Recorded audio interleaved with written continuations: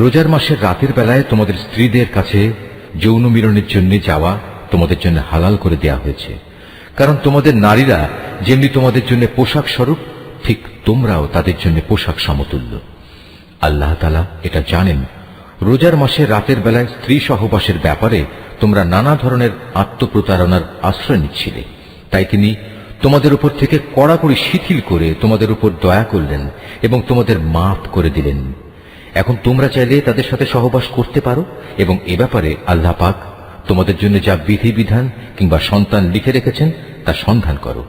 রোজার সময় পানাহারের ব্যাপারে আল্লাহর নির্দেশ হচ্ছে, তোমরা পানাহার অব্যাহত রাখতে পারো যতক্ষণ পর্যন্ত রাতের অন্ধকার রেখার ভেতর থেকে ভোরের শুভ্র আলোক রেখা তোমাদের জন্য পরিষ্কার প্রতিভাত না হয়।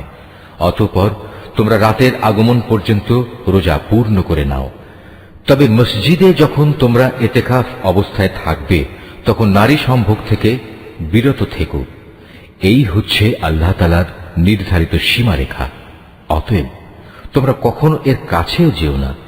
এভাবেই আল্লাহ তাআলা তাঁর যাবতীয় নিদর্শন মানুষদের জন্য বলে দিয়েছেন, যাতে করে তারা এ আলোকে আল্লাহ তাআলাকে ভয় করতে পারে।